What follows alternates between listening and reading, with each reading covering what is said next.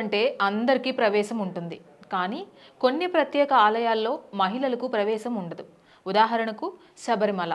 యుక్త వయసులో ఉన్నవారికి ఈ ఆలయంలోకి ప్రవేశం ఉండదు. కానీ చిన్నారులు, వృద్ధ మహిళలు శబరిమల ఆలయంలోకి వెళ్లేందుకు అవకాశం ఉంటుంది. కొన్ని ఆలయాల్లో కేవలం మహిళలకు మాత్రమే ప్రవేశం ఉంటుంది. పురుషులను ఎట్టి పరిస్థితుల్లోనూ అనుమతించరు. మహిళలే అన్ని పనులు నిర్వహిస్తూ ఉంటారు. మహిళలే పూజాది కార్యక్రమాలను నిర్వహిస్తారు. అన్నిటినీ మహిళలే చూసుకుంటూ ఉంటారు. మరి అటువంటి దేవాలయాలు ఏంటో ఇప్పుడు చూద్దామా? ఖజురహోలోని బ్రహ్మదేవుడి ఆలయంలోకి వివాహిత మహిళలకు మాత్రమే ప్రవేశం ఉంటుంది. అక్కడ స్వామివారిని ప్రత్యేకమైన సాంప్రదాయంతో పూజలు నిర్వహిస్తారు. మహిళలు గర్భగుడిలోకి ప్రవేశించి ప్రత్యేకంగా పూజలు నిర్వహిస్తారు. అంతేకాదు, అటు రాజస్థాన్లోని పుష్కర్ బ్రహ్మ ఆలయంలోనూ మహిళలకు మాత్రమే ప్రవేశం ఉంటుంది. ఇక్కడ వివాహిత పురుషులకు అనుమతి ఉండదు. అవివాహితులు, చిన్నారులు ఆలయంలోకి ప్రవేశించవచ్చు. వివాహిత పురుషులకు ప్రవేశం లేకపోవడం వెనుక పలు కారణాలు ఉన్నాయి. బ్రహ్మదేవుడు గాయత్రిని వివాహం చేసుకుంటాడు. ఇది సరస్వతీదేవికి కోపాన్ని తెప్పిస్తుంది.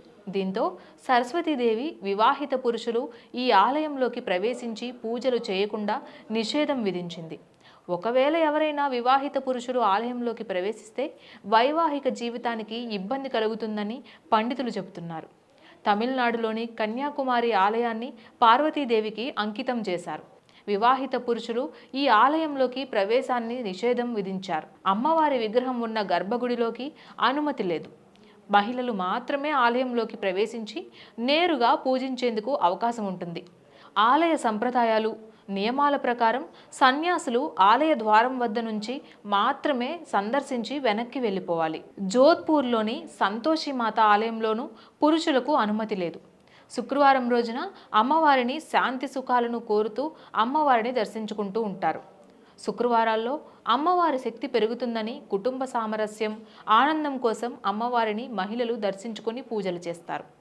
ఆ సమయంలో గర్భగుడిలోకి పురుషులను అనుమతించరు.